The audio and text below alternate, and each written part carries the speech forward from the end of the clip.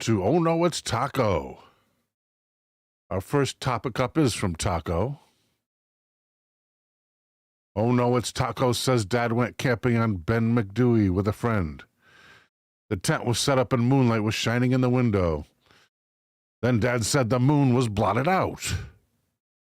Thought his mate was outside and told him to get out of the moonlight. But it wasn't him. Dad told us he saw what looked like a gray-bearded face, but then it disappeared. It spooked him, and the next morning they descended. That is another sighting, apparently, of the big gray man of Ben McDewey. Good evening, Gotcha Man. Let's copy that from Taco. Never heard of this one, and I wonder where this is. Brooke Birch says hello. Welcome, Brooke.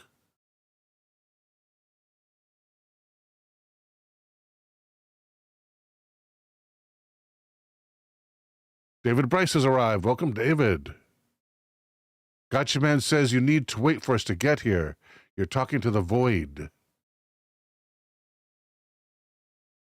I know, Gotcha. But I repeat things.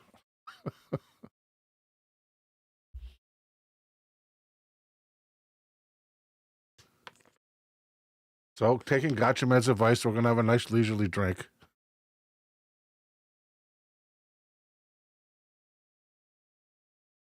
This is Diet Sweet Tea. I don't normally like it, but I'm all out of the rest of my Crystal Light flavors. And this one I'm stuck with. Gotcha Man says, oh, you're down the rain in Spain thing. You're doing the rain in Spain thing, I guess. Oh yeah, repeating stuff. Yeah, I do repeat stuff. Zerithian says, hello, Bill, and hello, folks. What do we have for, already 9 viewers on Twitch. How about YouTube? Let's check it out. We should have a live feed we can click now. I wish there was. We just refresh this and find it. Verpine says good evening. Good evening, V.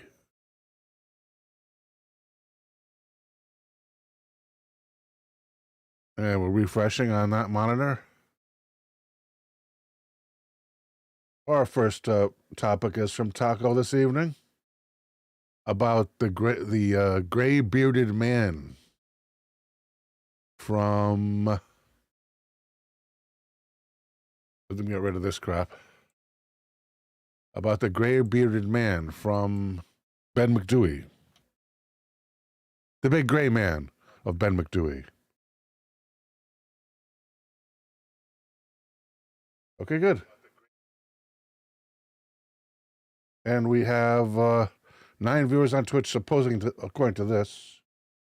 How many on this one, which was more accurate before? How much here? Now this is less accurate.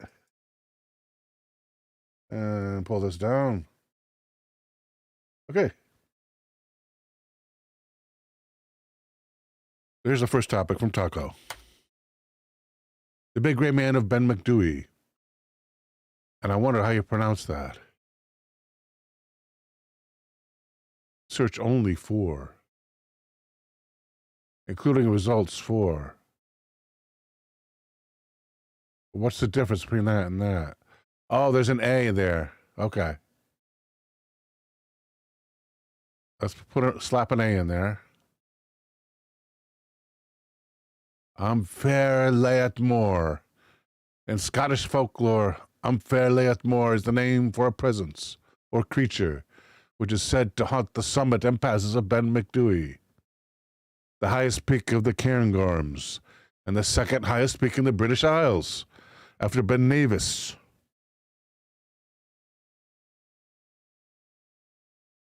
Who or what is the big gray man of McDewey? At the BBC News. By Stephen Mackenzie. Zerithian has arrived. Welcome, Zerithian. Nice one, Verpine. Verpine says, next up is the Yucca Man. Thank you, V. Got it.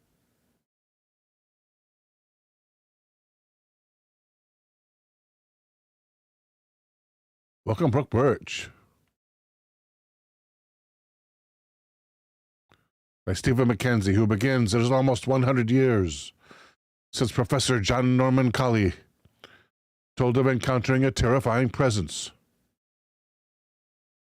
on a Scottish mountain that would become known as the Big Grey Man. But what happened on Ben MacDoo? I'm going to call it Ben MacDoo. But what happened on Ben MacDoo, and could an atmospheric phenomenon occasionally seen in the hills, including in the past few months, offer explanation? Who? Green Tea says hello. Welcome, Green Tea. Who was Professor Colley? From Alderley Edge near Manchester. He was a highly respected 19th century scientist, explorer, and mountaineer. He is renowned for his work with mountain guide John Mackenzie, exploring and mapping Skye's Black Cayenne Mountains. Black Cayenne Mountains. Skye is an island, I believe. And their contribution to mountaineering is recognized by a statue at Glenslegen.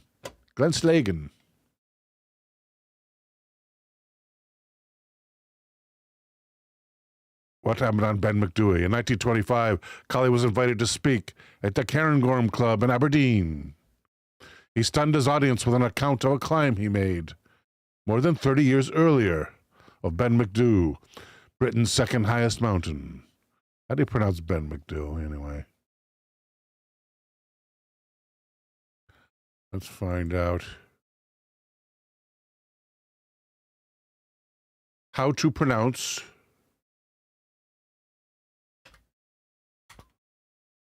and paste in Ben MacDoo. How to pronounce here.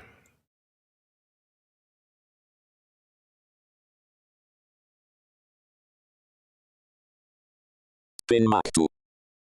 Ben MacDoo. So it is do at the end. Do at the end. Interesting. But I'm saying Ben MacDoo.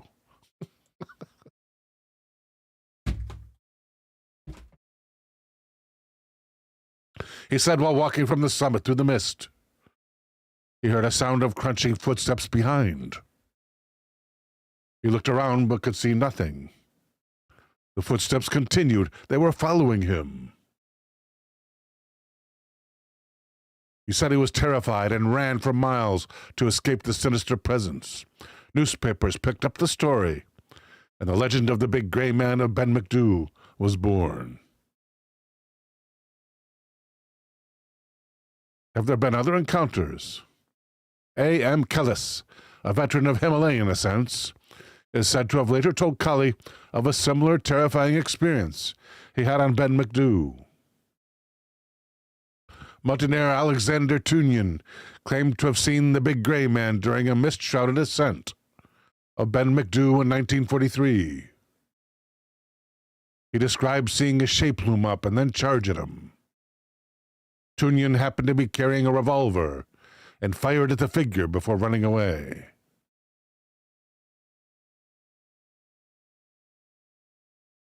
So you're all up there all alone. You're climbing a mountain, and you fire at the only other person you see. A shape loomed up and then charged at him. And so, of course, you carry a weapon up the mountain. Of course, you don't want to be attacked by a landslide without a weapon. And way back in the 1790s, poet James Hogg wrote of confronting a shadowy figure in the Cairngorms while tending sheep. He took fright and ran, but returned the following day to see the same again. But Hogg discovered during the second encounter the figure moved as he moved. It is believed Hogg had seen the atmospheric phenomenon known as a broken spectre. What is a broken spectre? The caption says, it is a large shadow cast onto cloud or mist. This example with a fog bow arching overhead was pictured by Derek Petrie in February on Bendigo. The shadow is an optical illusion that can give the expression of a giant figure. John Garbett took this photo on Ben Vorlich in February. Or Ben Vorlich. Hugh Owen's picture of a broken spectre was taken in January, while on Shilehalton. Is it T or I? Shilehalton. Look at that. There it is, right? But what about the crunching footsteps? Steps. Broken specters are silent and do not explain the sounds Cully said he heard. Chris Townsend has climbed Ben MacDoo hundreds of times in all weather. The outdoor writer-photographer and long-distance walker said, how long is long? How long can you... How long can you walk on the island of Skye? My guess is that the sounds and occasional sightings are to do with disorientation. I mean, are we talking box of chocolates here or what? In mist or darkness, amplifying the volume of sounds and the size of objects. The sounds and occasional sightings are to do with disorientation in mist or darkness, amplifying the volume of sounds. Amplification. What about the echo? Townsend has another theory to the legend. Norman Cully did have a reputation, he said, as a practical joker, and this idea for the big gray man does appear in a few places. His status as a top mountaineer and scientist certainly raised the profile of the big gray man, and led to others saying that they had heard or felt something. Don't rule out the supernatural, says a writer, and he should know. Award-winning Danny Robbins hosts the BBC's Uncanny podcast and TV show, and wrote West End play 222, A Ghost Story. He said explanations could include physical and mental effects of being in an extreme environment, and contagion, one person's fears spreading to others. Robbins said there was another possibility: ghosts, adding that Scotland's hills are no stranger to tragedies and other unexplained incidents.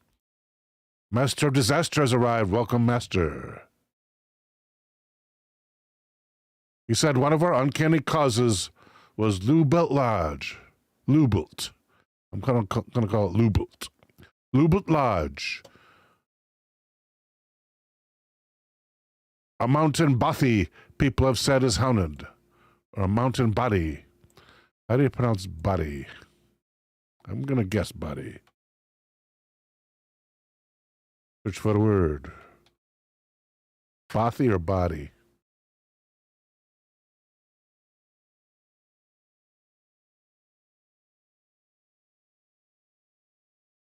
Pronouns. Bothy. Bothy. Straight up. Are you sure?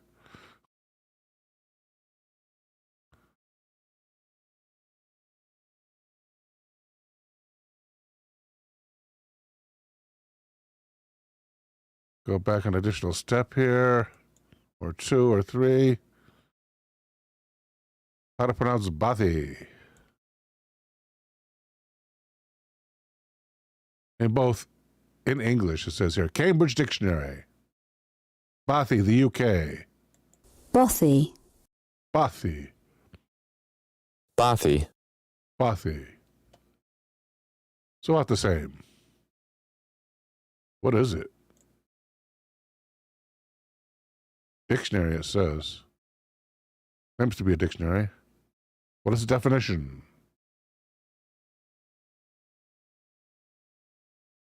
Tell me. A small, simple building on a hill in which in which walkers may shelter, or one that is used on a farm for which for workers to live.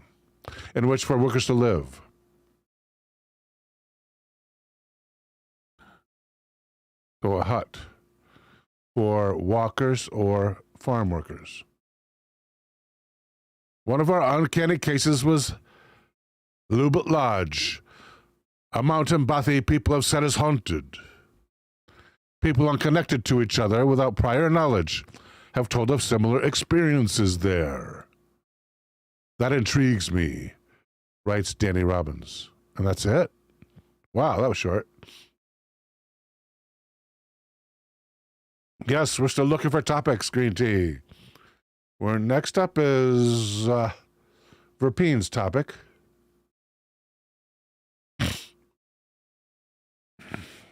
And that is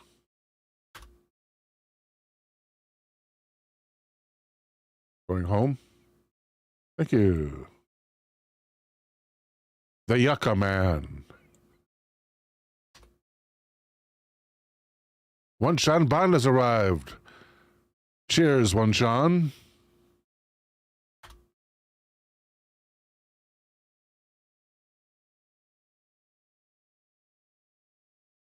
Haunting the Mojave Yucca Man at lancastermoa.org.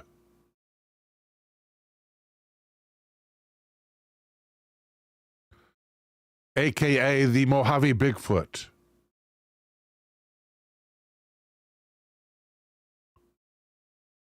Why is this here and I can't click out of it? Click away. Oh, thank you. AKA the Sierra Highway Devil. AKA Marvin of the Mojave. Some of the many names used to refer to sightings of mysterious desert beings in and around the Mojave. Those who have lived in the Antelope Valley. Antelope Valley, 1/2 mile.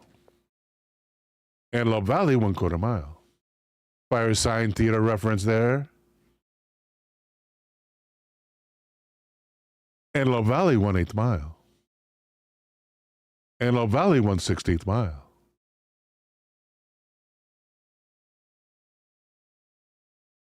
You may be familiar with these various names for one of those who have lived in the Antelope Valley, 1/32 mile.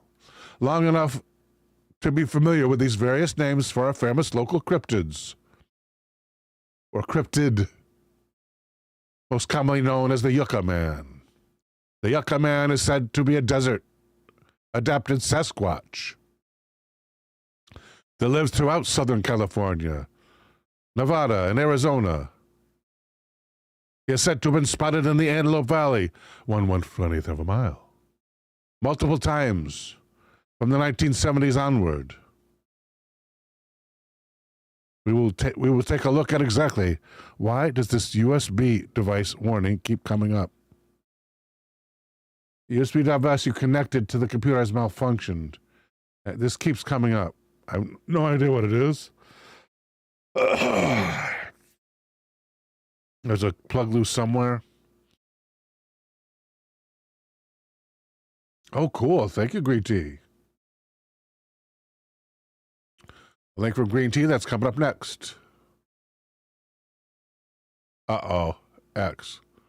Oh, I hope it has a link on it. This guy has tons of cool old newspaper clippings, says Green Tea, from the late 1800s and early 1900s. Another giant discovered. That's coming up. On a night in 1971, the Yucca Man was first spotted on 29 Palms Marine Base. The story changes slightly depending on the source, but it is said that a Marine guard on duty was found the morning after his shift, unconscious with his rifle bent in half. When asked what happened to him, the Marine stated that a huge hairy man had appeared out of the dark and came towards him. The Marine lifted his rifle and ordered the figure to stop it, but took the rifle from him and bent the weapon in half. The Marine was then was then knocked unconscious. It says here in parentheses, according to the Occult Museum, the creature was stated to have glowing red eyes and smelled horrid, according to Stilwell. According to the Occult Museum, both the FBI and the CIA were brought in on the investigation of the incident, and it is not clear what they found. Apparently, there were at least 2 other sightings of similar figures that night. One sighting described that there was a 12-foot tall figure with a smaller figure beside it. Other reports called in that their dogs kept barking at something in the neighborhood. In Fontana, there was a racetrack north of Foothill Boulevard called Mickey Thompson's Fontana Dragway. Fontana Dragway. This racetrack ran from 1955 to 1972. This I gotta see. Mickey Thompson's Fontana Dragway. I guess just a regular search, right? General search here.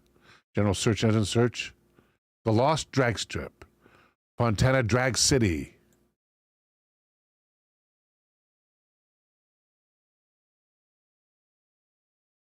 It was huge. Wow. We have one here upstate. But that is huge. Fontana Drag City, I guess it was called at one time. Fontana Drag City was an iconic drag racing track located in Fontana, California, that operated until the 50s until its closure in the 80s. Officially known as Mickey Thompson's Fontana International Dragway. It was a major stop on the NHRA circuit from 55 to 72. Yeah, someone got their dates mixed up. It was part of the circuit from 55 to 72. Here, this author says it ran from 55 to 72. Not true. It ran from the 50s until the 80s. But was only part of the NHRA circuit from 55 to 72. And what is the NHRA? Good question. National Hot Rod Racing Association? I'm guessing.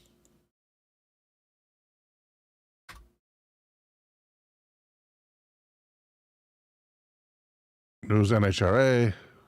What's going to tell us? NHRA.com? You'd be surprised what they don't tell you.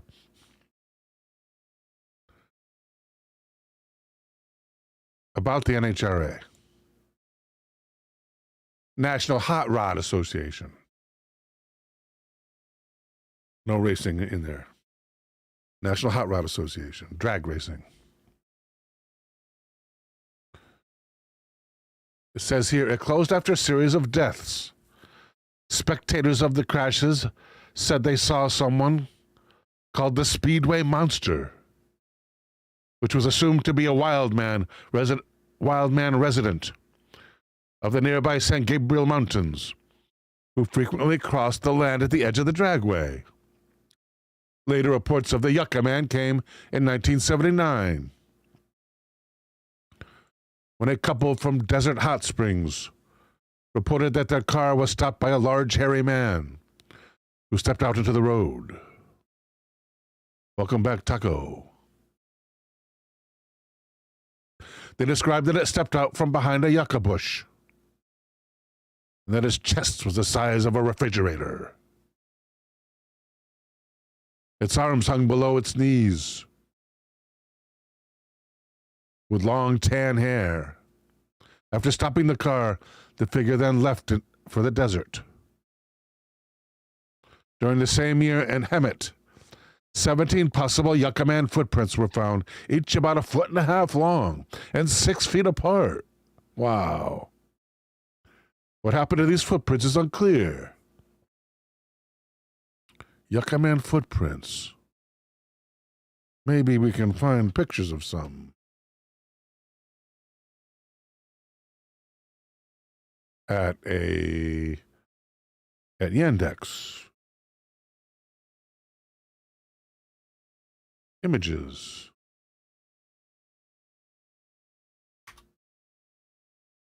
Aha. Allow all cookies. Haven't I told you that before? How do we know these are yucca, man? Let's take this search to Google. Images, that is.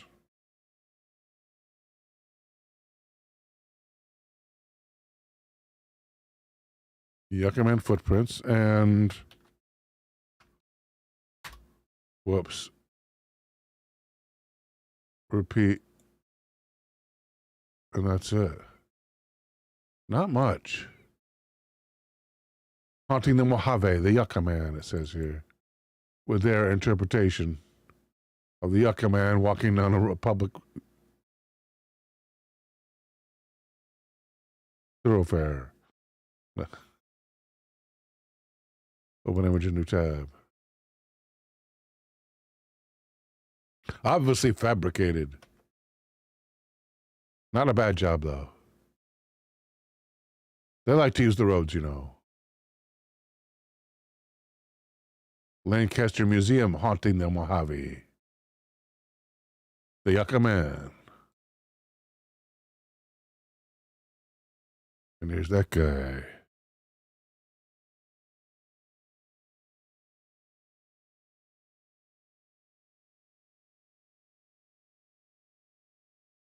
Yucca Man Shakedown, June 20, 2020.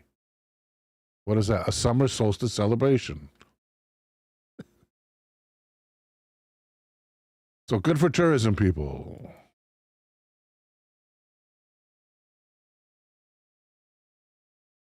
Oh no, it's Taco with another suggestion. Thank you, Taco. Control C says.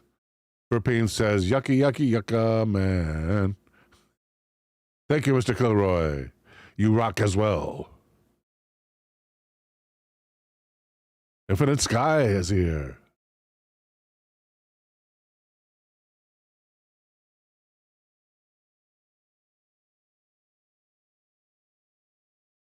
The 7th annual Yucca Man Shakedown in 2020. So during the coof, they still had it. Bands, beers, and tacos.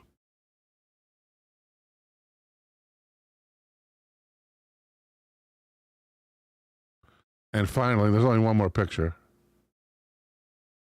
All right? Yeah. Oh, there's a couple more over here.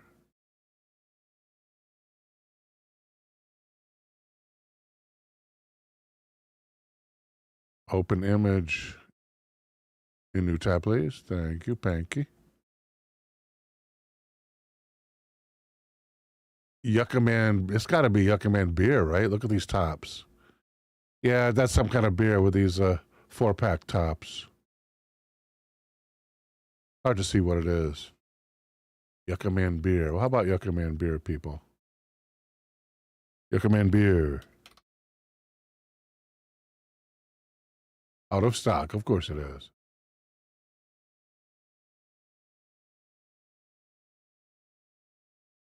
There we go. Pastry stout. Ooh, yum. 13%. Wow. That's worth a couple of dollars.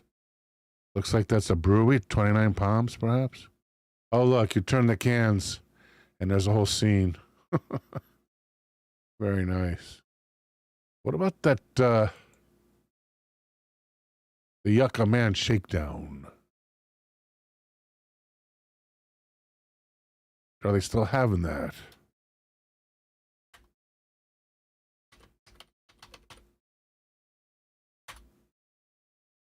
Holy cats.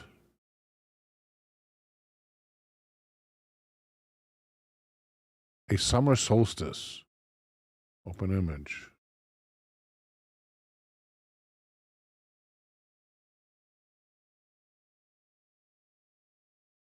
That's a lot of people. There's another poster. A big one.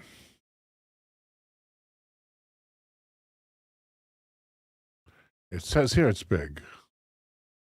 Why is that not big? Show us.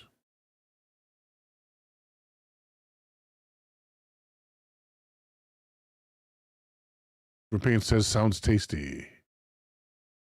Wow, there they are. Look at that. The Yucca Flats. Thank you, Colin, for the message.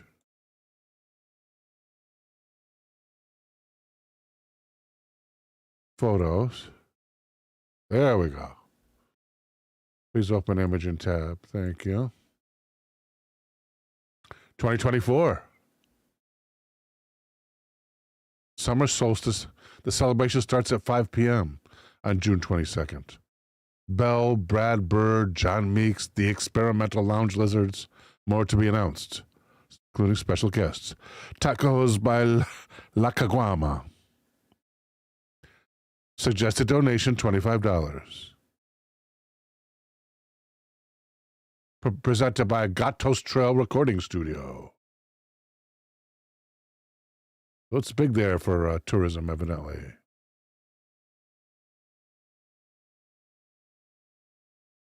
Poster for 22. Looks like an internet poster, though. Oh, here's another one. Poster for 2019, before we even knew about the COOF. June of 2019.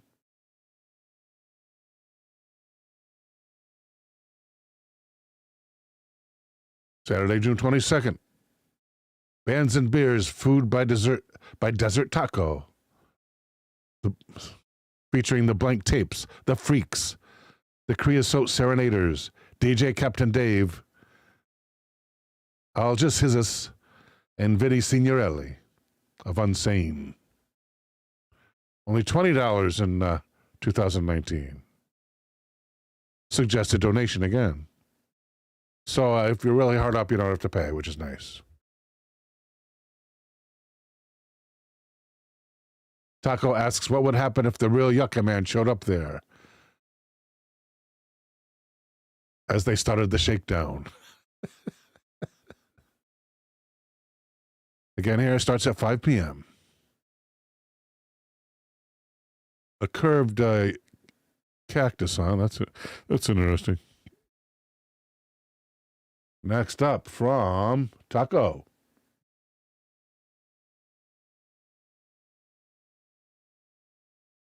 Is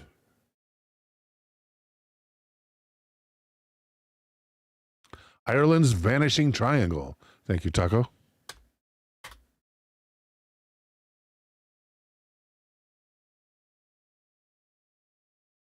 Did I skip green teas? What was green teas? Oh, I did skip green teas. Let's do green tea first. Which is going to be here at the Archivist. Another giant discovered, Wisconsin 1870. I love old newspapers. Can we read the whole article? What does this mean? The doctor thought that when living, the giant could not have been less than 13 feet in height. The teeth were all in the jaws. Or, in other words, all the teeth were in the jaw. Jaws. Yeah, jaws. All the teeth were in the jaws and were of enormous size. The doctor extracted one which measured 1.5 inches in length. The most remarkable part of this strange discovery is the fact that the lower limbs, from near the knee to the end of the toes, are entirely petrified, the flesh having changed to stone, and the parts being perfect in shape, as he was buried in a sitting posture. The doctor thought that the action of the lower strata of soil produced this marvelous change. Dr. Tondreau promptly offered Mr. Stanley $10,000 for the skeleton, which back in the day was like 100,000 maybe? 250,000? Which Mr. Stanley promptly accepted. Yeah, please. The doctor will arrange the bones in position when he exhibits it. Yeah, but what is that about? Where's the giant discovered in Wisconsin, 1870? Laying the foundation of the barn, they struck a large bone, a human skull, measured 32.5 inches in circumference. That's almost the length of a yardstick around the head. Well, the head's pretty big. I don't have a measure thing handy, do I? Well, a little tie here.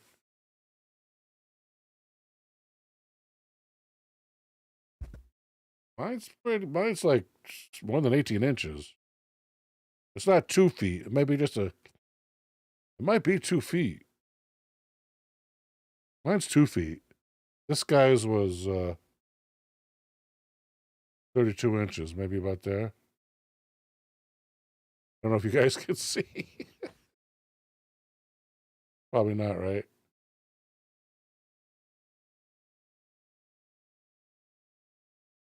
My string tie.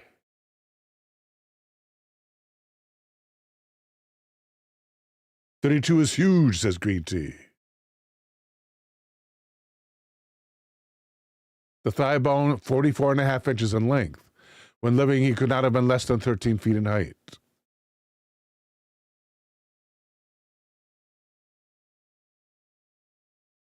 They were digging for the purpose of laying the foundation of a barn when they struck a large bone that had the appearance of a human skull, but of such enormous size they thought it must belong to some animal. It was found in a slight mound on the east side of the hill overlooking Rock River, and in the town of Janesville, Section 6. Dr. Tundrow, a gentleman of fortune, chanced to be passing. A gentleman of fortune. As the workmen were cleaning the dirt from the skull, and at their request got over the fence and examined it. Got over the fence. At their request, he hopped the fence and examined the remains, and pronounced it as belonging to the human family. The men fell to work and exhumed the entire skeleton. It was found in a fair state of... And then it's locked off. Can we just, go to the archivist? Does he have, a website or something? He has a YouTube page. How about a website there, pal? He has no website? Only on YouTube. The archivist follow. Post replies media. Where is where are the TikTok links to websites? They don't show much. They show only little bits and parts of the article, and then you can't get to the original newspaper article, and then you can't get to it. What a lousy system! X, you rot. X rots. No link to a website. Maybe at the YouTube page. We can go there. We can't play anything, though. Here we go. The archivist. Where's two more links? Twitter, Instagram, and Gmail. But no website.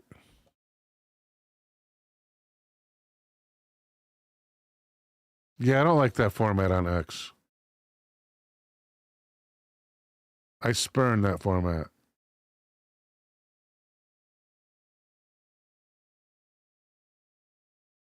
A man of fortune, says Taco, is a rich bloke. Most of his articles are on X. Yeah, but how do you see him, Green Tea?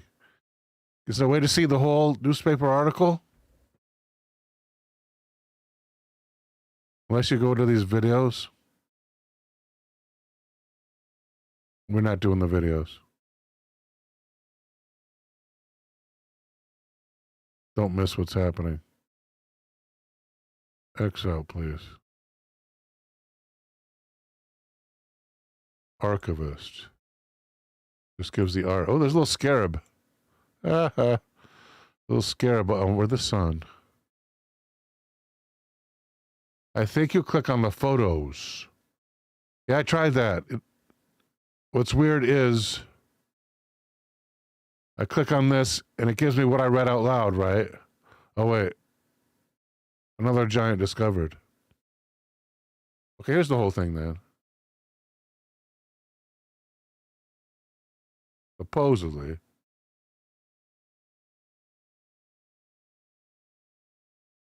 A Milton, Wisconsin correspondent of the Milwaukee Sentinel writes, "Today, as the hired help of Mr. Stanley were digging for the purpose of laying the foundation of a barn, they struck a large bone that had the appearance of a human skull.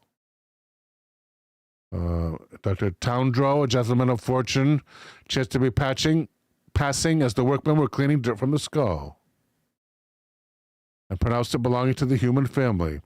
The men fell to work and exhumed the entire skeleton. It was found in a fair state of preservation. The skull measured 32.5 inches in circumference, and the thigh bones 44.5 inches in length. The doctor thought that when living, he could not have been less than 13 feet in height." So he was supposed to exhibit it. Towndrow. That's an interesting name. Maybe we could find that Dr. Towndrow. They didn't give his first name. Dr. Towndrow.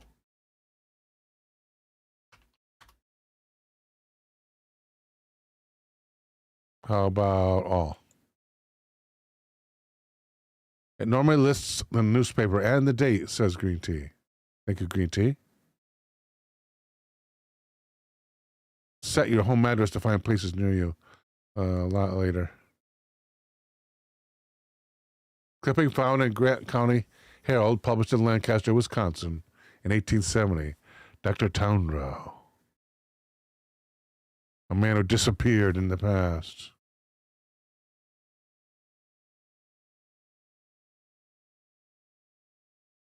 Dr. Philip Towndrow. With no first name, I bet there's no way to find this guy. Unfortunately.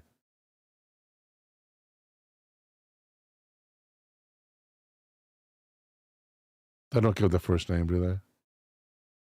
Here's that newspaper source. An astonishing discovery. A human skeleton 13 feet in height. It is exhumed complete and purchased for $10,000.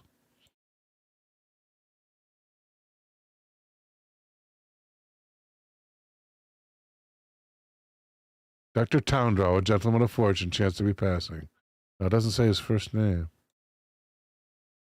Geez, they had lax rules of newspaper stories back then.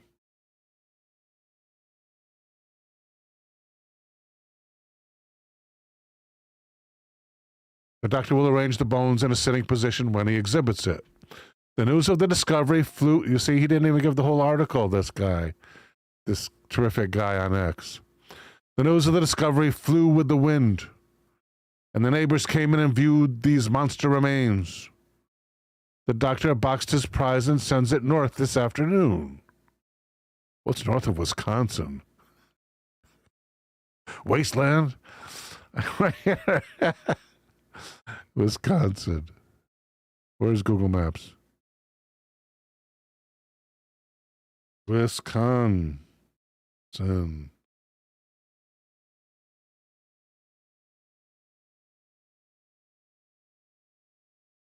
Yeah, north of Wisconsin is a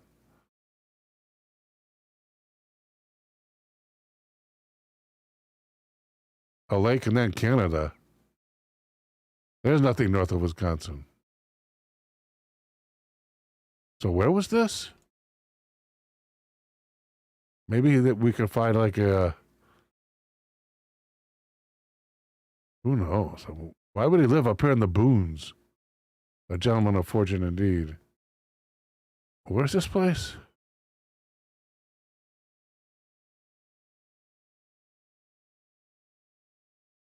Full article. is where I was just on it and then I lost it. Here it is, newspapers.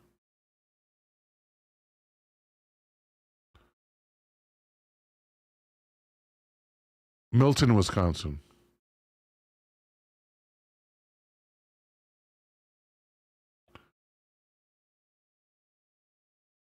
Milton. He sent it north.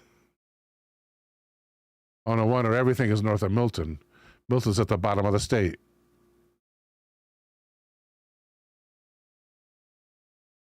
Milton House Museum. Huh.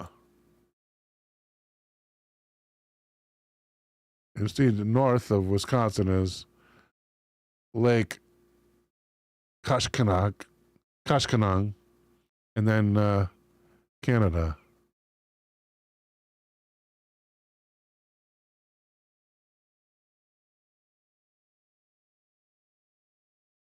Where's the state lines? Why don't they give us state lines here?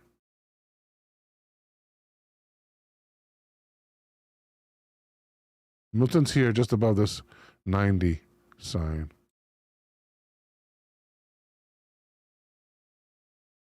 Yeah, Milton's at the very bottom on the map of Wisconsin. Evidently a Wisconsin resident, but really no other way to find him.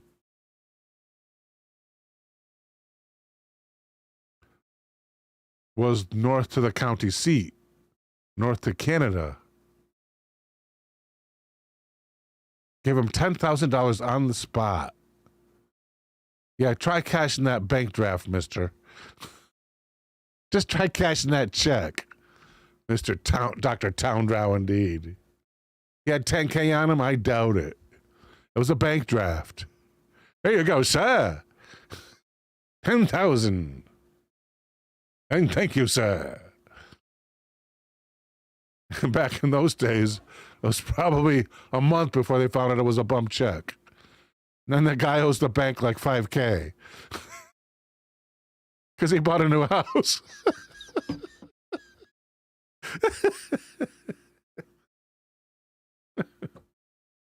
It was easy to pass bad paper back in the day.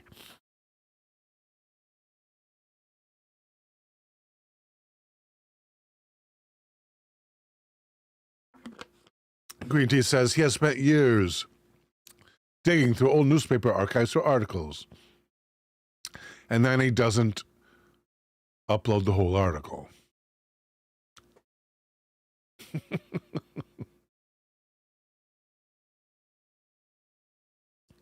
Repeat says, now they don't accept paper, good or bad. Is that right?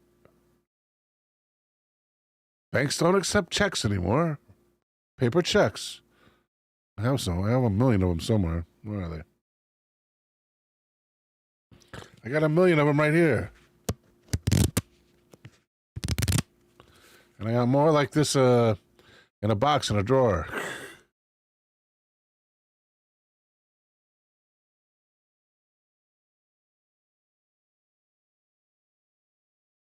Repeat says, I'm referring mainly to merchants. Oh, merchants will not accept paper checks anymore? No shit.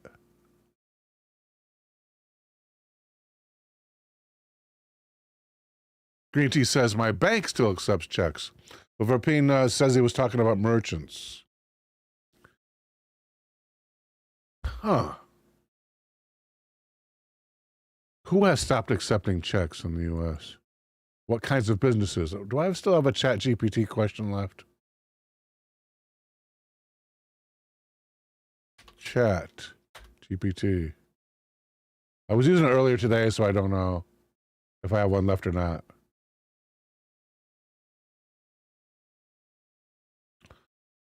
What sorts of businesses in the U.S. are no longer accepting paper checks in payment?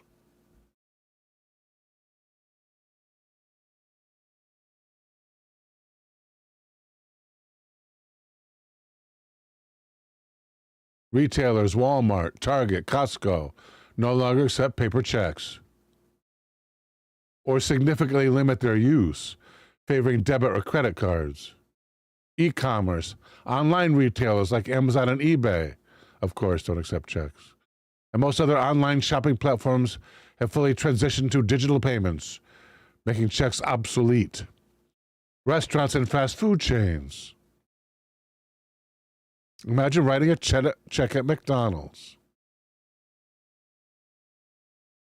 Whoops, don't ask that question. Major restaurant chains, McDonald's, Starbucks, and Chipotle, have moved away from checks, relying on digital card or app-based payment systems. App-based. Application-based. Mobile app-based is what they should say. You can only pay on your cell phone. Taco says, yuck, McDonald's. I won't be surprised if McDonald's is yucky down under.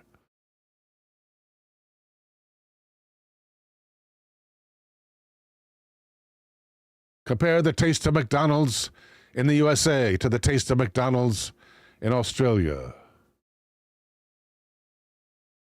Food.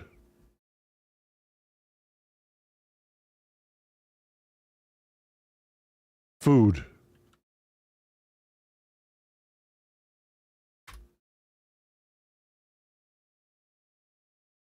The taste of McDonald's food in the USA versus Australia reflects differences in ingredients, regional preferences, and regulations around food standards. Here are some key differences that influence the taste experience between McDonald's in the USA and Australia.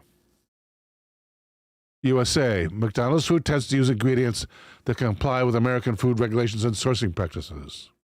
This can result in a higher use of preservatives and processed ingredients.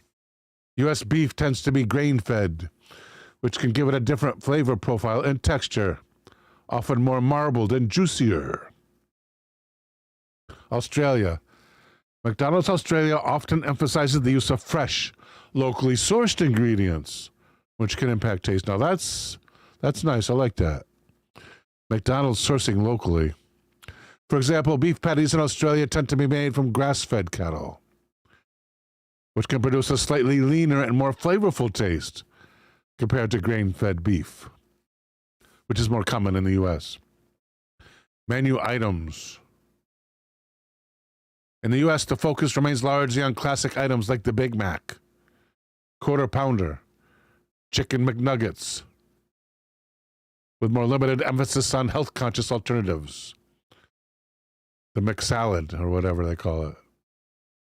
The taste tends to be more heavily salted and flavored with sauces that are bolder and or sweeter. Menu items in Australia, also known as Macca's in Australia. We sometimes, when we were kids, we called it Mickey D's, or one of my friends did, Mickey D's. Features items tailored to Australian tastes, such as the Aussie barbecue burger, or items with beetroot, a popular ingredient in Australian burgers. Australia also emphasizes healthy menu options like salads and wraps, and McCafe options that are more aligned with the country's coffee culture. So you have more coffee choices, I take it. I think there's still just one coffee choice in USA McDonald's. Flavor and seasoning, U.S. American McDonald's food tends to have a stronger taste with heavier seasoning, more salt, higher sugar content in the sauces. The Big Mac sauce and the ketchup in the U.S. can be more tangy and more sweet than similar products in Australia. Portion sizes in the U.S. are often larger, contributing to a more indulgent flavor experience. Not large enough for me.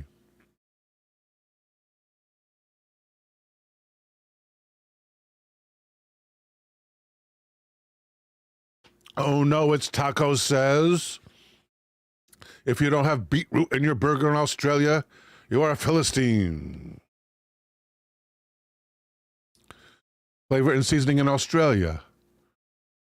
Burgers and fries might taste less salty or they might taste sweet compared to their U.S. counterparts. The sauces have a more subtle flavor, and the overall seasoning can be lighter, making the food feel fresher and cleaner. The use of regional ingredients like free-range eggs or more organic produce. That's got to be better for the flavor profile. Health regulations. U.S. Regulations allow for more preservatives and additives, which may contribute slightly more processed taste to the food. For example, salty nitrates or salt and nitrates. Certain oil blends used for frying in the U.S. can give the fries a different flavor and texture compared to those in Australia. In Australia, food regulations are often stricter regarding additives, preservatives, artificial ingredients. As a result, McDonald's food in Australia tends to have fewer artificial flavors and may taste more natural. The coffee culture, USA. While McCafe is also available in the U.S., the coffee tends to be simpler, with a stronger emphasis on sweetened drinks like frappes and iced lattes, which often come with added sugar and flavorings, giving them a sweeter, more indulgent taste compared to more straightforward espresso offerings in Australia. Boy, I wish our McDonald's offered espresso. In Australia, the McCafe concept, which originated in Melbourne, is particularly strong in Australia. The coffee is often made with higher quality beans. Oh, really? Well, la-di-da. And espresso-based drinks are common. I wish our McDonald's offered espresso. This gives McDonald's coffee a more cafe-style taste experience. And there's a ChatGPT conclusion.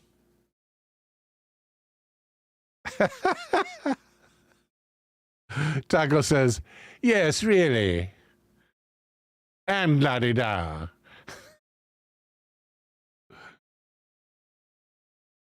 Rapine says they use the metric system. So they call quarter pounder the Royale with cheese. Is that true? It sounds like a Tarantino joke. Thank you, Rapine, for bringing that to our attention. Green Tea says the U.S. is home to toxic ingredients. We are worse than any developed country for toxic preservatives and additives. Yeah, I agree. I think that's well documented. But thank you for reminding us of that, Green Tea. It's a quote from Pulp Fiction, right? Gotcha Man says it's the same in Canada. I think it's Australia. Oh, really? Oh, really? Let's find out. Compare USA to Canada.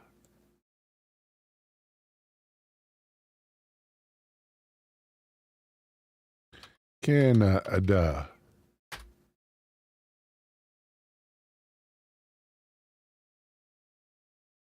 McDonald's food in the USA and Canada share many similarities due to the brand's global consistency. There is no global consistency, but there are some notable differences in taste that stem from regional preferences. Ingredients and food regulations. Ingredients and sourcing. In the U.S., McDonald's use a mix of domestic and international suppliers. The beef is usually grain-fed, a richer and juicier flavor, while the fries, although similar to Canada's, may differ slightly in texture and taste due to regional differences in potato varieties. In Canada, McDonald's Canada emphasizes, they call it McDonald's Canada, emphasizes the use of locally sourced ingredients. So again, locally sourced, very nice, Canada. Bravo. Golf clap.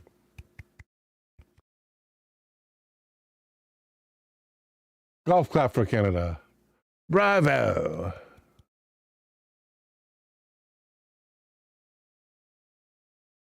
This focus on local sourcing can impact the flavor, making the beef patties and the fries taste a bit fresher and probably more lean due to the country's agricultural standards. Flavor and seasoning. Again, in the USA, aggressive, sweeter, saltier. Even in the ketchup. Even the ketchup is bolder. More savory, more sweet. Which catering to American preferences for richer flavors. But in Canada, less salty, less sweet. Less additives, less preservatives, lower sodium levels. The food tastes cleaner or less processed. Seasoning of fries, for example, might be more subtle. All that really sucks. You gotta have salt in your fries, come on. And sauces like the Big Mac sauce may have less sugar. Oh, that's a crime. It's a crime for sure. Gotcha Man says, we have the plains. Cows get made there. Green Tea says, American French fries have like 12 ingredients. Most other countries are potato, oil, and salt. That's cool. What are the ingredients in American French fries?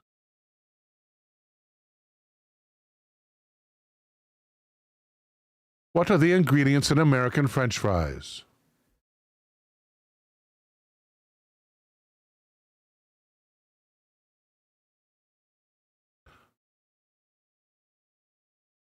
Available from fast food establishments.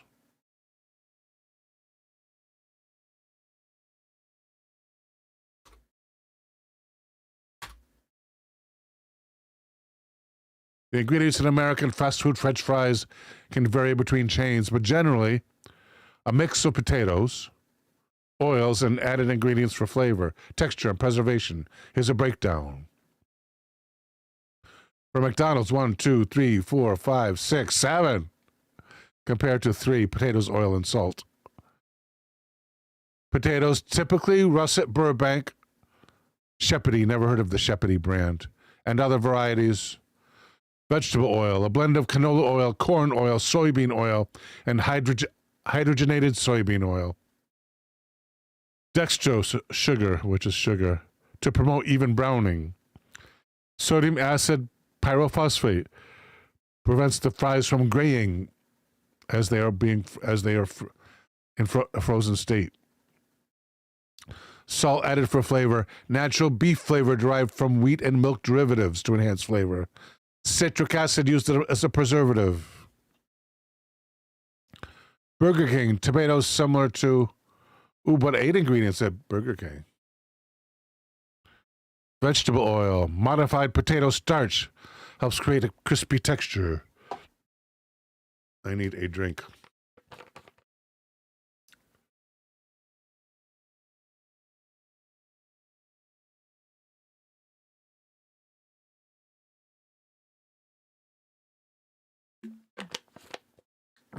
Gotcha Man agrees. If we need more processed, we go to Burger King. Rice flour aids in crispiness. Dextrin, a carbohydrate used for texture and to promote browning, obviously a sugar derivative. Salt for flavor. Disodium dihydrogen pyrophosphate, again, prevents them turning gray in the freezer. Dextrose, sugar for browning. Wendy's ingredients. They add only dextrose. Ooh, they leave the skin on at Wendy's. Cool. Dextrose is used for browning at Wendy's, the only additional one. Ooh, Arby's with 8 ingredients, which include enriched flour for crispiness, cornstarch for texture, spices including paprika, onion powder, garlic powder for seasoning, dextrose for browning, salt for flavor, leavening agents such as sodium bicarbonate used to create texture in the batter. Those are their curly fries. Chick-fil-A, waffle fries, potatoes, canola oil, sea salt.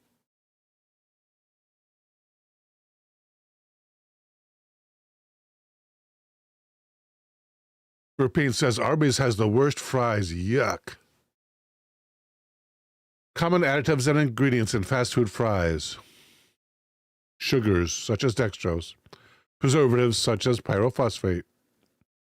Flavors. Texturizing agents. Modified starches, rice flour. To create the crispy texture for which fast food fries are known.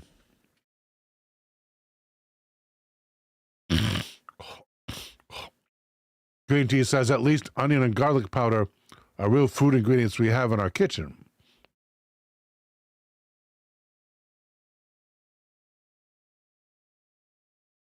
Well, I got a whole bunch of free questions here. Green tea says pyrophosphate doesn't sound very nutritious.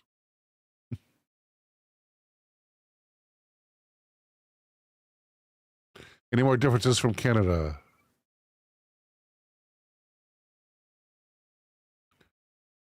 Less salty or sweet, we did that already. Clean taste. Menu differences. Items tailored to Canadian tastes, such as the maple bacon poutine. Or burgers with Canadian bacon. That we should have here. We should have that here. McDonald's Canada also tends to emphasize healthier options and limited-time regional items, reflecting Canadian food culture, such as using maple syrup in some breakfast offerings. Health regulations, stricter regs on additives and preservatives. Tasting less processed, cleaner taste. Portion sizes. Portion sizes in Canadian McDonald's tend to be more moderate compared to the U.S. Smaller sizes in Canada too. Yes.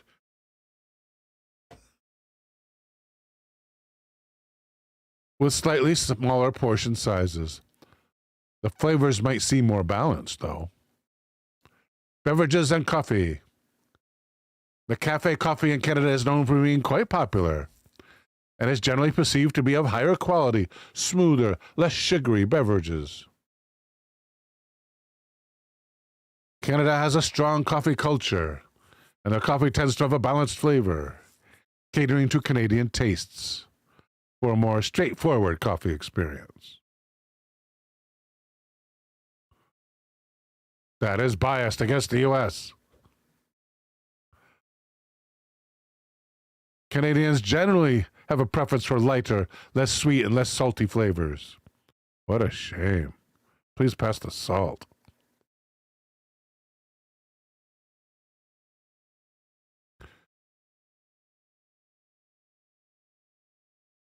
I don't think we have a suggestion coming up. What were we doing? We do need a suggestion, folks. If anyone out there has one. Oh, no, we have one. Ireland's Vanishing Triangle. We got one. We could use one ahead, though. Gutchum says, we have a McCafe that ran Tim Hortons out of business.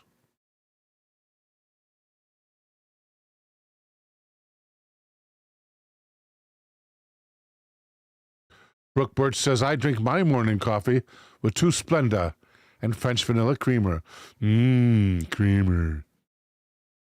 Flavored creamer. I love flavored creamer. It's so good. Straight. It's so good without coffee. I take my coffee black. But I love creamer. Nom, nom, nom, nom, nom, nom. I drink it straight from the bottle. Your apologies accepted, Big Test. You're welcome at any time. Welcome, sir.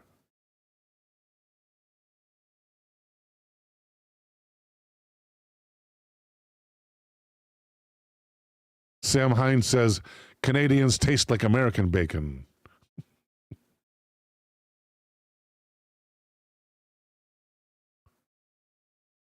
Marshall Martin reminds us in the U.S., if something is too salty, Americans add sugar. If it's too sugary, they add salt. Dom Cortez has arrived. Welcome, Dom.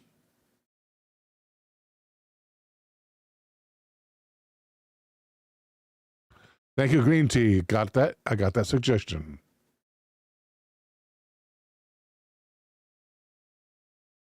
Verpine says, I drink my coffee black.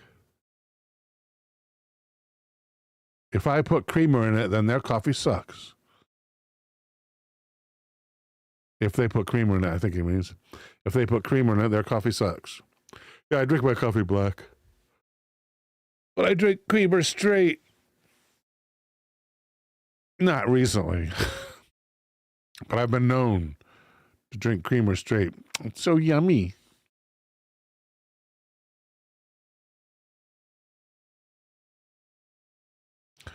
Okay, Ireland's vanishing triangle. A term commonly used in the Irish media when referring to a number of high-profile disappearances of Irish women from the late 80s to the late 90s. Several other women were also unalived within the triangle. Green Tea used to be addicted to sweetened creamer as well, but needed to stop sugar. She now uses French vanilla-flavored stevia. Thank God for stevia. I like the generic version. It's cheaper. Of stevia. A little bottle lasts me 2 years. I just use it to adjust the flavor of my Crystal Light when it needs an adjustment. Say I make something too watery and it needs a sweetness adjustment. Thank you, Gotcha Man. That sounds very interesting, Gotcha. Gotcha suggests mysterious illness causing body malfunctions in teens in upstate New York. For a sweetener, Verpine usually uses monk fruit. Fructose, huh? Is that fructose based? The monk fruit.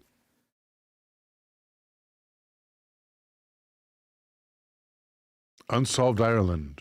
The Vanishing Triangle.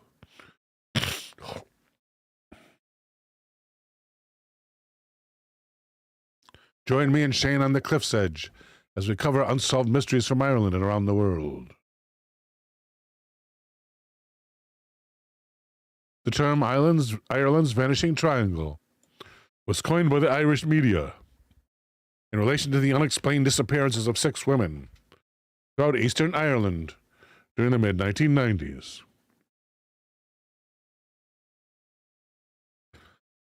The Vanishing Triangle is merely a term. It is not used in cases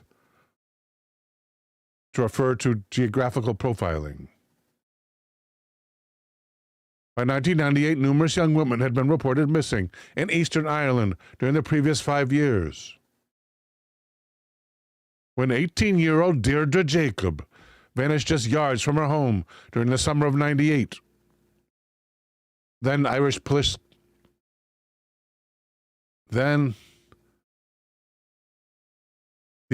then Police Commissioner Pat Byrne,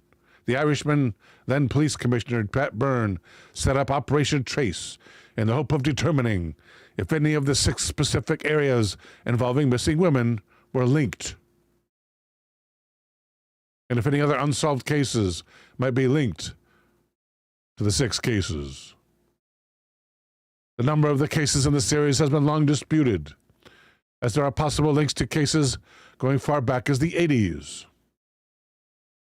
For whatever reason, some cases in this series have garnered more attention than others from law enforcement, the media, and the public.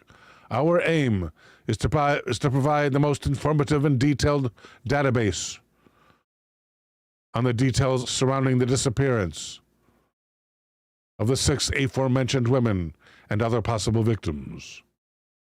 Read on. They implore at IrelandsVanishingTriangle.com. Here's the names of the victims.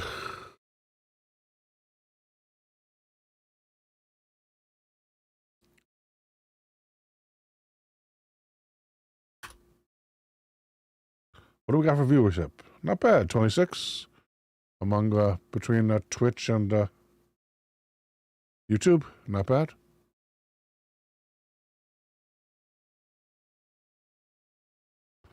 Oh boy.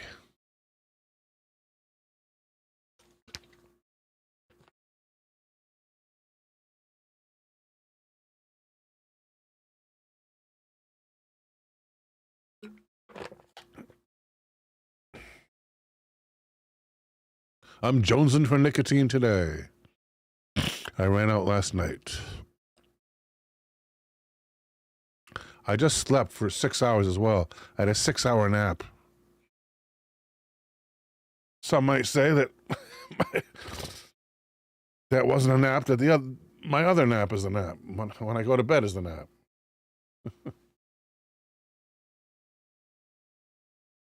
And when I go to bed is like about 4:30 a.m. Then ideally I get up around noon, ideally. 10 to noon.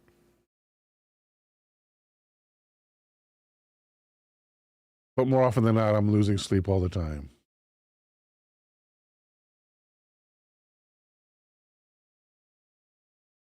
Wait, there's a podcast on this.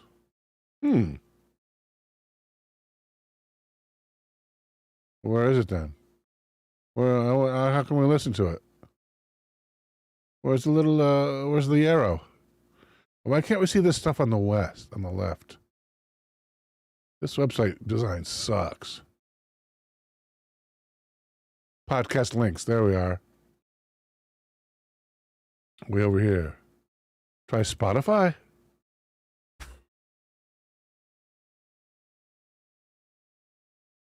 The Cliff's Edge, Jack the Ripper. Well, where is there, what's the topic? Island's Vanishing Triangle. Let's try triangle. Search for triangle. No. I always search among the cliffs. Another bad website design.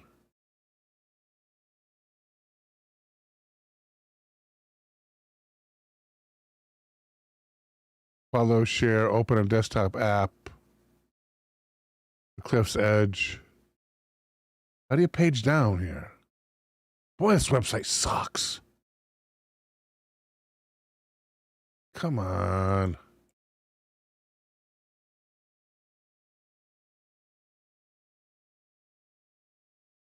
Sign up for free. I wonder if my login is still good here.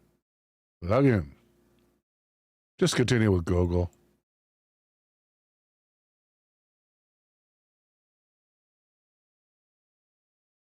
Okay.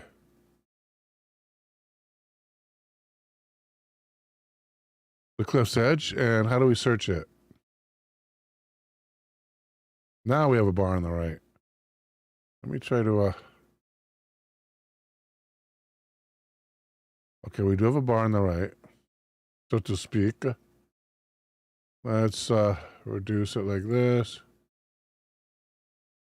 Okay, we got a bar now. About all episodes. That's it. Show all. More podcasts like this. So there's only 3 episodes? Update episode. Update episode. 4 episodes? That can't be, right? Dark Ages podcast. The Cliff's Edge podcast. Anyone know how to use Spotify?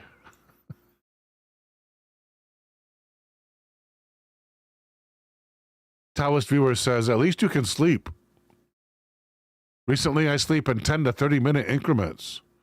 Too much stress. Wow, Tao. Incredible. I used to sleep 4 a.m. to sunset.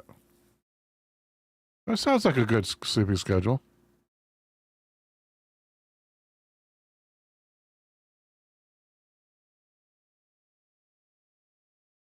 Green tea is similar.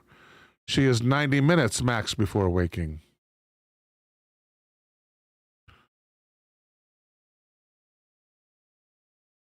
Well, my prostate wakes me up every hour and a half.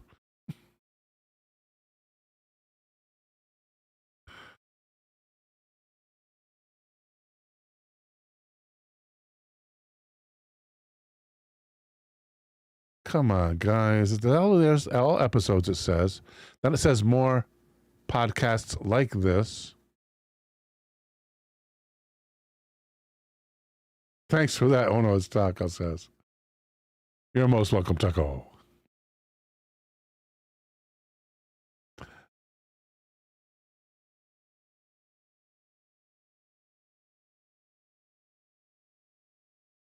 Rate it. 27 ratings. Up next, Cliff Edge. All episodes, and there's like 3 of them. That's it. And none of them is Ireland's Vanishing Triangle. Okay, different site then, right? How about Acast?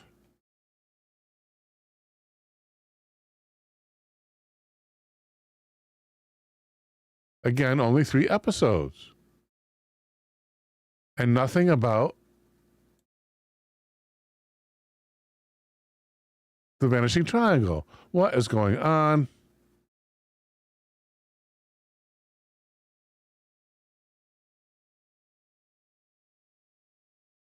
This is ridiculous. Oh, I can move it. But not all the way. Green Tea says, try stopping carbs for several hours before bedtime. Pumpkin seeds. I was just kidding, guys. It's not that bad. It's just a joke. I got a million of them. Cha-cha-cha.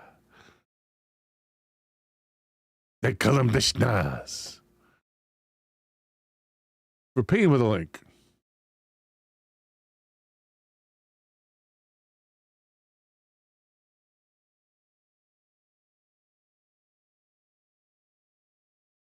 Historic mysteries. This is a new suggestion, I guess. We'll put that there. Yeah, let's go to something new. I mean, I would like to listen to the first couple of more episodes. They don't even have all their episodes here. Established 2024. Monday, August 19th. Friday, August 30th. Another one Friday, August 30th. So they posted 2 on one day?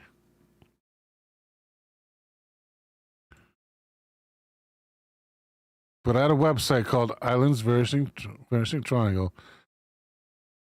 Oh, join me and Shane on the Cliff's Edge as we cover unsolved mysteries from Ireland and around the world. So if we go to the podcast, that's all there is. There is no triangle. Mystery solved.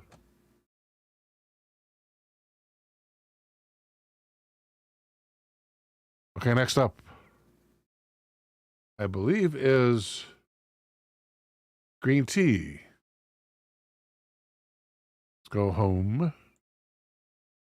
See what she is suggesting. How do you play chicken shit bingo? Green Tea wants to know. And I have to put an I in for the star. How do you play chicken shit bingo? Answer with AI. Based on provided search results, here's a comprehensive guide on how to play chicken shit bingo. Overview. Chicken shit bingo is a unique game played at Ginny's Little Longhorn Saloon in Austin, Texas every Sunday. It involves a chicken, a bingo board, and a healthy dose of humor. Preparations. Patrons buy randomly selected numbers from the person in charge of the bingo board. The bingo board is typically a large plywood board with between 50 and 108 squares, depending on the version. Gameplay. The chicken, usually it's Sissy, is placed on the bingo board and fed chicken feed. The chicken scratches and moves around the board, potentially leaving poop on various squares. Players mark the corresponding numbers on their bingo cards as the chicken deposits its gifts. The game continues until a player gets 5 numbers in a row, horizontally, vertically, or diagonally, calling up chicken shit bingo to win. The game is often accompanied by live old-school country music and a lively atmosphere. Well, let's check this place out. Ginny's Little Longhorn Saloon. I assume it's not a chain. Gotcha Man says it sounds like cow plop bingo. Goes with guns. Ooh. So, what are we doing? I forgot already. Go to a search then. All else fails, go to search. Yes, Jenny's Little Longhorn Saloon, where they play chicken shit bingo. It is, and there's no... Damn it with these freaking things. I know, it's probably Firefox's fault. Austin, Texas. Austin, Texas. 5334 Burnett Road. We can call them up. They have their own website. Finally. The honkiest, tonkiest beer joint in town. They claim.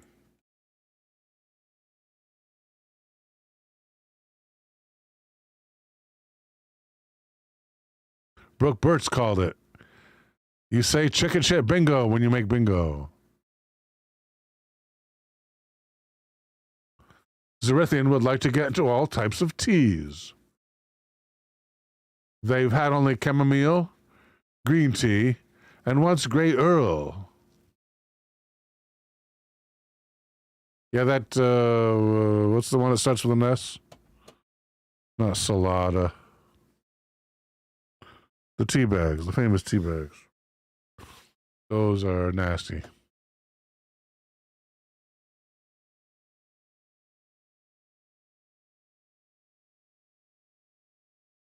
And there it is.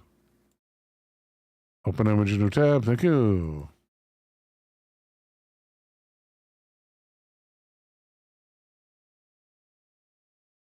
Sassafras, says Ronald Cully. Some old trucks parked in back. Little Longhorn Saloon. The sign says, there's the Little Longhorn. Pool, dominoes, games. Whoops. Whoops.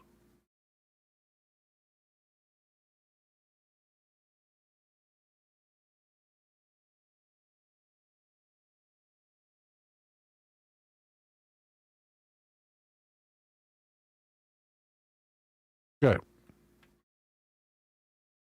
What does that sign say?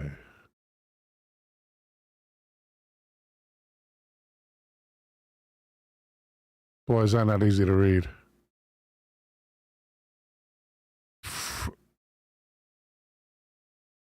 Presto? Casey Jones. Something Pearl.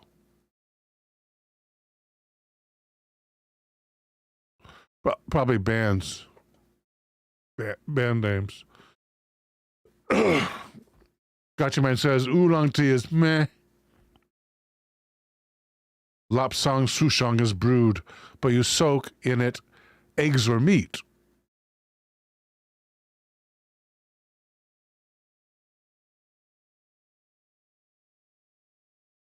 Brooke Birch says, we bought tea for a while, then we stopped for some reason.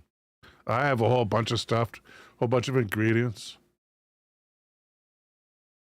with which to make tea. Valerian, which is my favorite.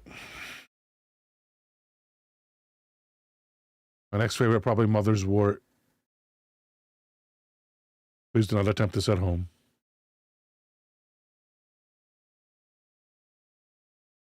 Ronald Cully says hi. Hello, Ronald.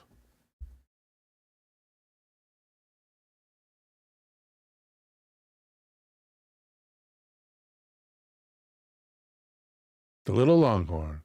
What's it say about the Little Longhorn at their website? Does it tell about chicken shit? Bingo.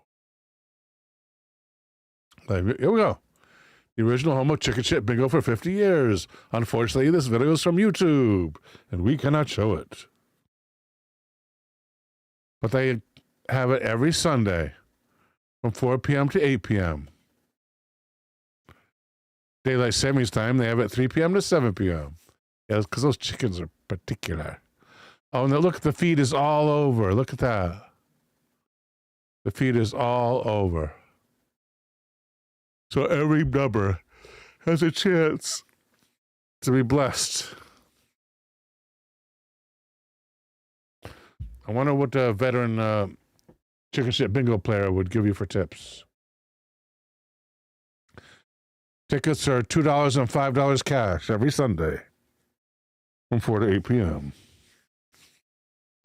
What do you get for 2 and what do you get for 5?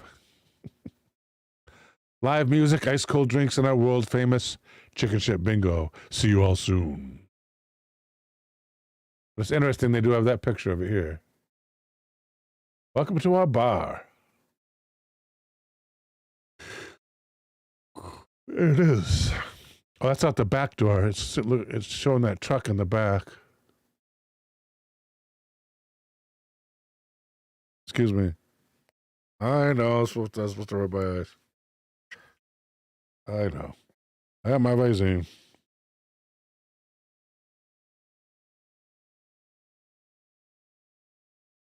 Ow, ow, ow, ow, ow, ow, ow, ow, ow, ow, ow, ow.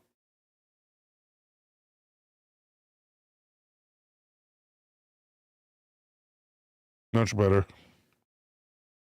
It gets the red out. Visine. Green tea adds honey and ginger to her tea.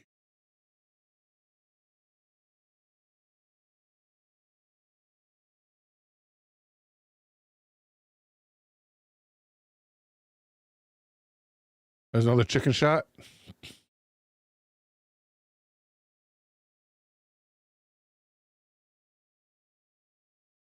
Happy hours from Tuesday to Friday from 5 to 6.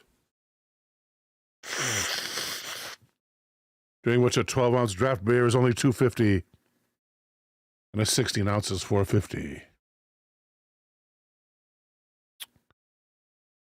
It sound that I think the 16-ounce people are getting ripped off here. They should be being charged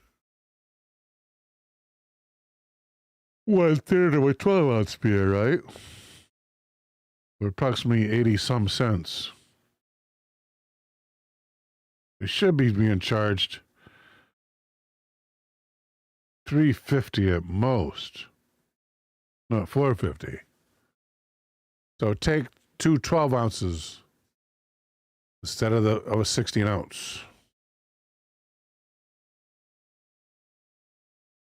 On Sundays, it's the you gotta see it to believe it Chicken Shit Bingo that draws thousands of little Longhorn fans from all over the world.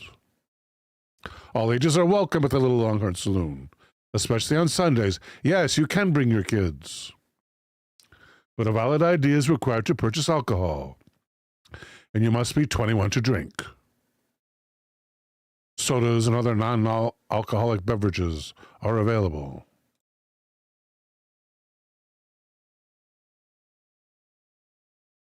Every Sunday we do 4 to 8 rounds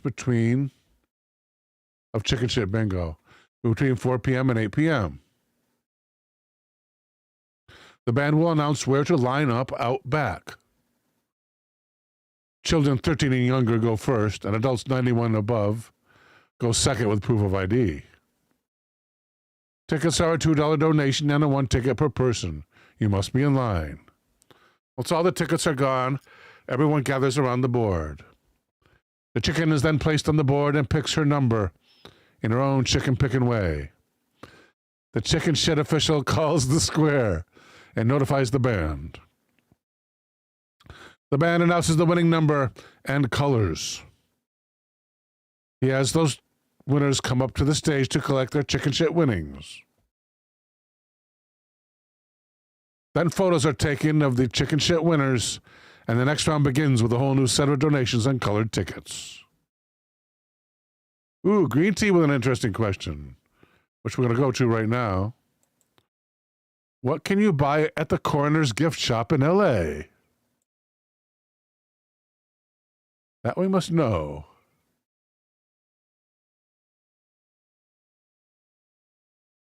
Answer with AI. Based on the provided search results. Here's a comprehensive list of items available at the Coroner's gift shop in L.A., also known as Skeletons in the Closet. The shop may have closed as of May 2019. Really? Let's find out.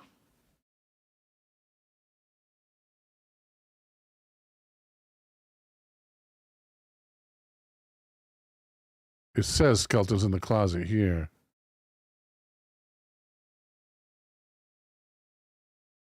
Presented by the County of Los Angeles Department of the Coroner.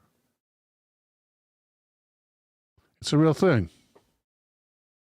A view looking up at the large sign for the Conga Room at LA Live with the name of the nightclub. Why is that here? Nobody will tell us. We're left to our own devices.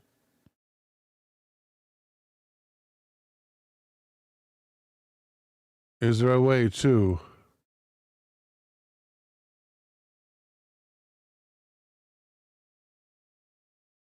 Coroner's gift shop closed, it says. What a shame. Aw, the freaking coof. That sucks.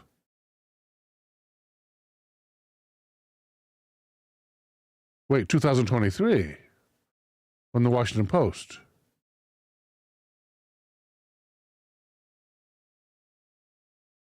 Maybe they reopened. Oh no, this article was published more than 7 years ago. Updated, I take it, in 23. Let's go to the end of the story.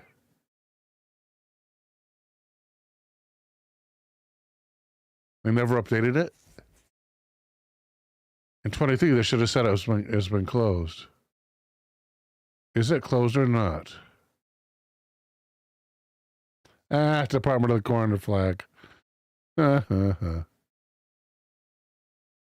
You can get scrubs, t-shirts, and a license plate that says Coroner. You can get a pin with the department's seal.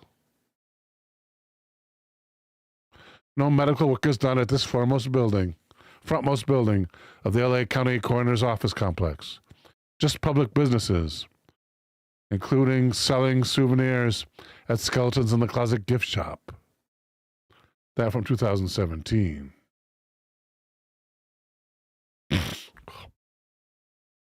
Here, Yelp says it's closed.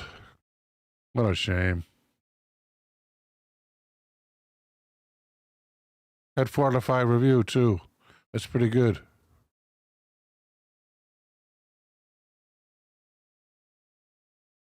Did they stop website sales, too? No answer. They have their own website. Were we there yet? LACoroner.com? Bullshit.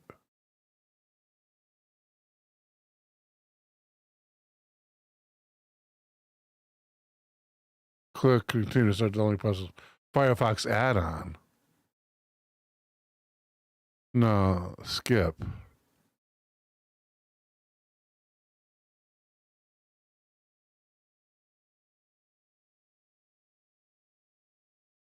They won't even let us go there.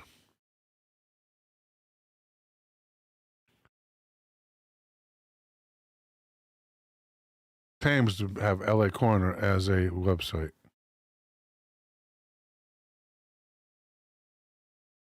We can see in the past, without all that crap, I bet.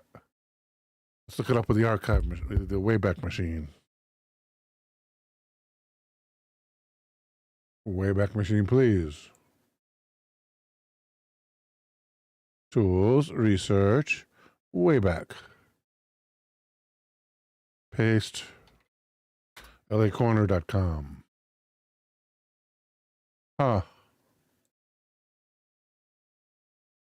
It claims there's some. Oh, there's a couple. September 2nd. Let's see the most recent stuff. Probably 404. Site not found.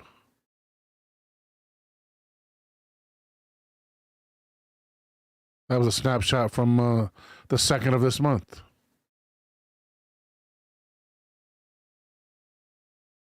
Green Tea corrects us, saying that's a beach towel with a body outline.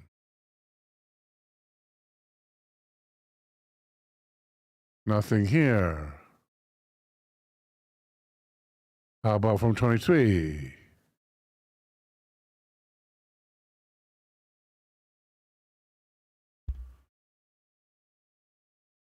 Come on, Skeleton's Closet.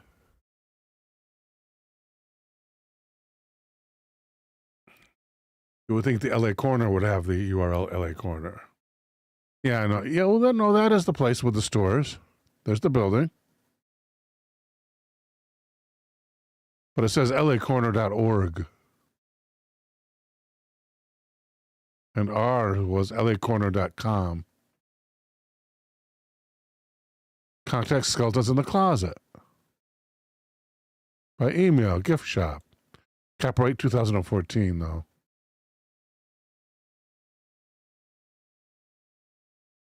Are they open or not? Well, 20, what's their damn phone number? We'll call them up. What's their damn phone number?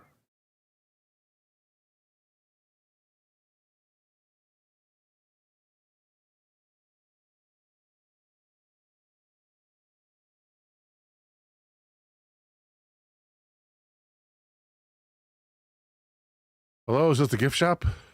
Because it's only 7:42 there now. If they close at 9 p.m. No phone number, of course. Zerathine asks, are there other caffeinated drinks besides coffee and tea? Monster energy drink? About a bazillion different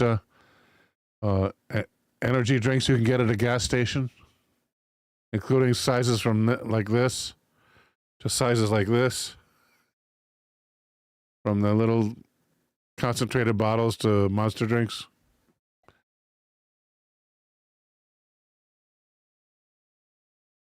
Well, what was this? Let's go to Yelp, see if we can get a phone number at Yelp. Here it is. Okay, let's give it a shot.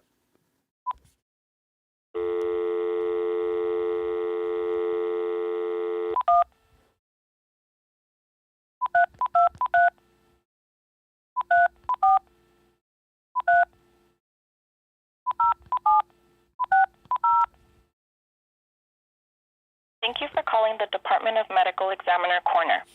If your call is to inquire about the gift shop, we would like to thank you for your support. Additionally, we would like to inform you that the shop is now closed on-site and online. If you would like to speak to someone in our department for assistance, please contact our reception desk at 323-343-0512. They are available Monday through Friday from 8 a.m. to 5 p.m. For after hours, please contact our reporting desk at 323-343-0714. Thank you. Record your message at the tone when you are...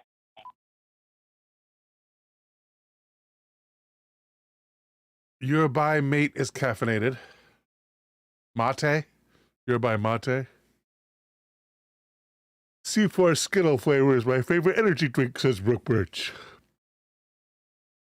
You could get heaps at petrol stations. Try there. Cheap ice creams there, too.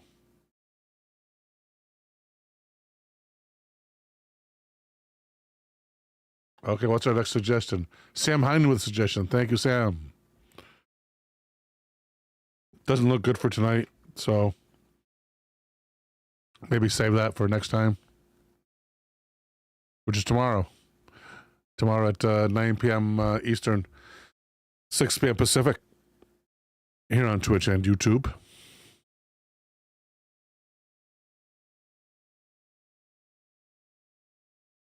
Because the next idea up is from Gotcha Man.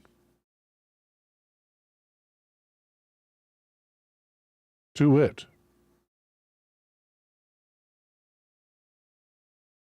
Whoops, wrong one. To it.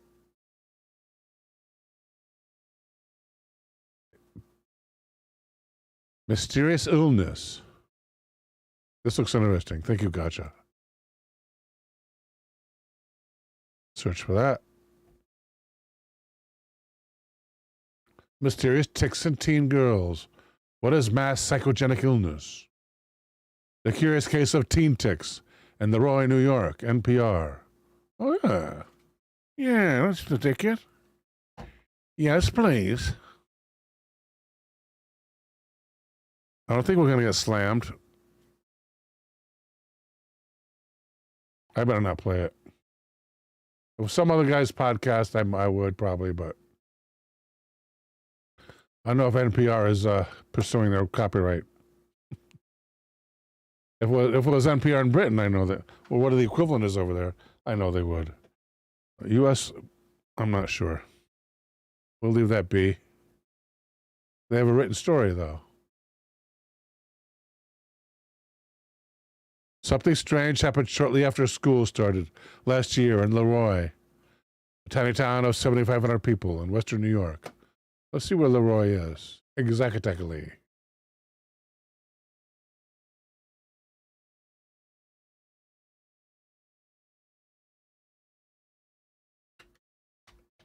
Leroy, New York.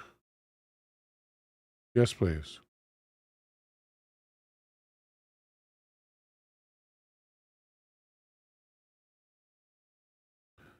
Looks small. Maybe less than 10,000. Where is it compared to me? It's underneath one of the Great Lakes. Oh, it's way past Buffalo then. Yeah. Oh, it's almost to Buffalo. Is as far as Rochester.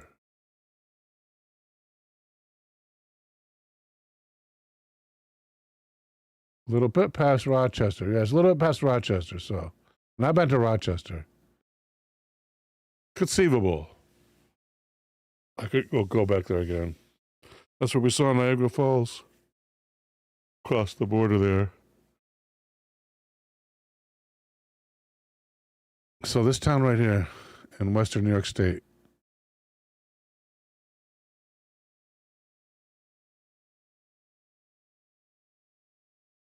Right about there.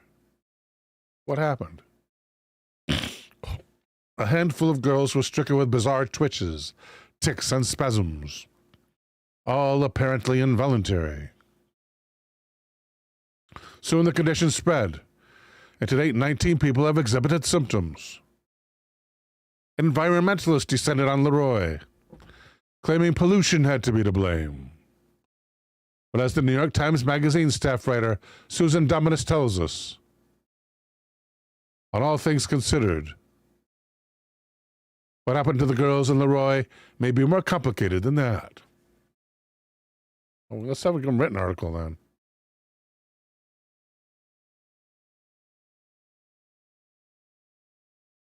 CBS News. Same headline. Leaving New York teens with twitches and spasms, no answers. More than a dozen teens at a high school in upstate New York are suffering from a mystery illness, leaving them susceptible to twitches and spasms. Thera Sanchez started showing symptoms when she woke up from a nap. She said, "It's very heartbreaking to me, to be honest, knowing that right now I can't do what I love." Chelsea Dumars was stricken suddenly while in school. She said, "I couldn't stop stuttering, and then throughout the day I got worse, and I started twitching." That sounds scary.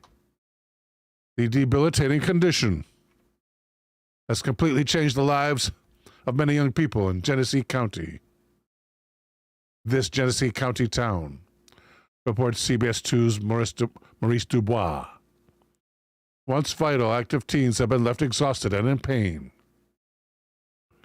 Oh, someone's poisoning them. Shit. Damn. People can get their hands on such crazy-ass D-rugs these days. Designer D-rugs, you know?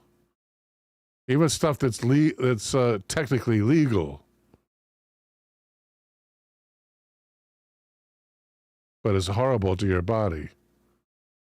Yeah, some kid is doing a prank on some other kids, I think. But some prank, right?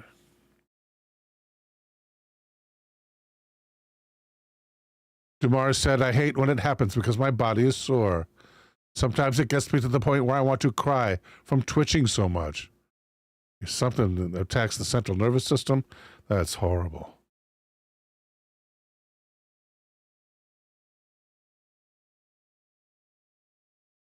Lydia Parker said, last time I went to the neurologist, they said they're not sure and they'll keep looking into it.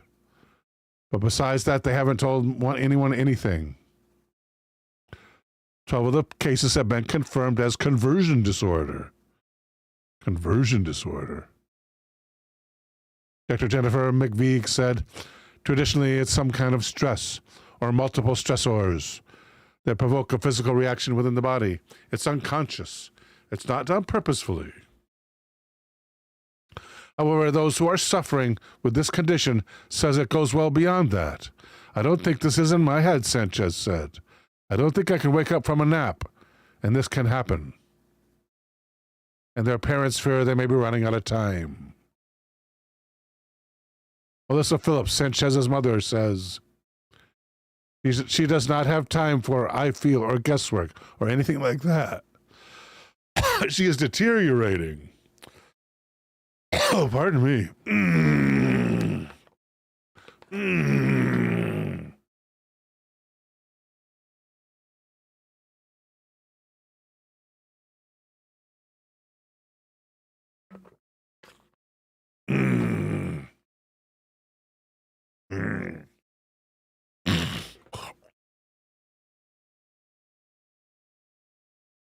And the parents may be running out of time. Melissa Phillips, Sanchez's mother, says she's deteriorating. Health officials have ruled out several possible causes, including D-rugs, head trauma, and environmental factors. But activist Aaron Brockovich thinks the state was too quick to rule out environmental problems. Some questions surround natural gas wells near the Leroy Junior-Senior High School and possible toxic remnants from a 1970 train derailment. Have they really recently been kicking up dust over there by where the derailment was? Whether it's environmental or whatever's going on, we have to find the answers, said Dave Watson, Damar's father. Also researching the disorder is the National Institute of Neurological Disorders and Stroke. Green tea suggests filtering the water. Taco says it could be a high-stress situation. Gotcha Man correctly observes that's the Aaron Brockovich. Yes, it is.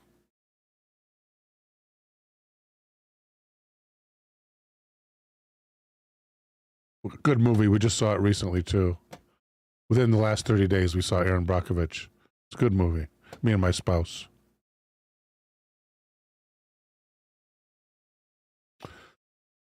Okay, guys. It's about that time. Don't forget to join us tomorrow for the Tuesday night edition of Viewers Research. And don't forget to join us only here on Twitch on Wednesday at 9 p.m. Eastern, 6 p.m. Pacific for movie night. It's going to be a double feature selected by me from my own collection. The first one is guaranteed to be a horror flick. Until then, may God bless and protect you all.